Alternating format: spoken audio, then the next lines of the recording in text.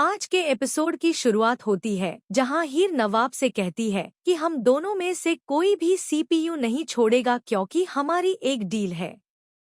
नवाब उसे शांति से जाने को कहता है, लेकिन जब हीर नहीं मानती तो वह उसे याद दिलाता है कि जब वह अनजाने में उसे चोट पहुंचाता है तो क्या होता है। तो सोचो, अगर वह जानबूझकर ऐसा करेगा तो क्या होगा। और वह वहां से चला जाता है। हीर क्लब में काम कर रही होती है जब वह मिसेज आहूजा को शराब में कुछ मिलाते हुए देखती है।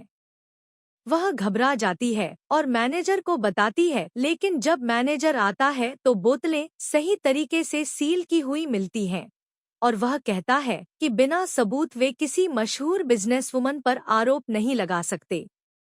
बाहर आकर हीर गुलाब को अपने दोस्तों के साथ शराब पीते हुए देखती है और उसका ग्लास छीनकर शराब पीने से मना करती है। गुलाब नाराज होकर कहती है कि यह उसका गांव का देहाती बार नहीं बल्कि एक एलीट क्लब है जहां सब कुछ कानूनी होता है, और वह चली जाती है। उधर मनिंदर पम्मी की खिड़की के बाहर आ जाता है, जिससे पम्मी घबरा जाती है और उसे जाने के लिए कहती है।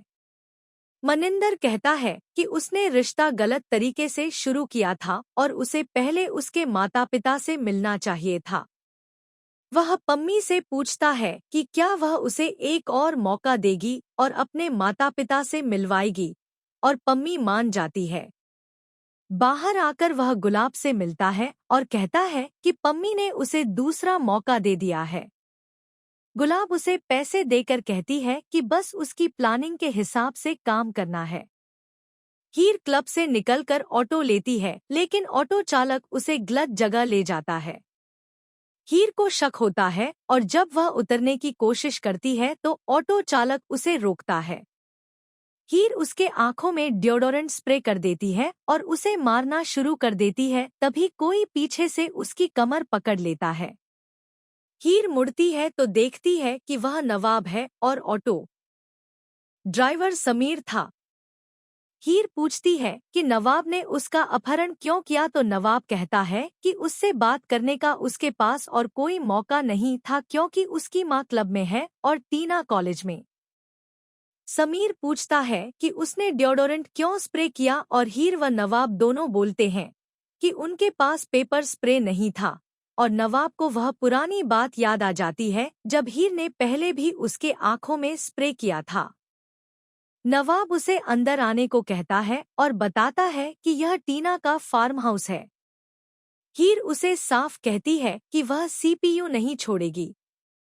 नवाब कहता है कि अगर वह मान जाए तो उसका पिता हीर की फीस और बाकी सब कुछ संभाल लेगा, लेकिन हीर कहती है कि क्या उसे शर्म नहीं आती अपने सपनों के लिए किसी दूसरे की जिंदगी और सपनों की बलि लेने में, और उसे खुद मेरिट से क्रिकेट टीम में सिलेक्ट होना चाहिए।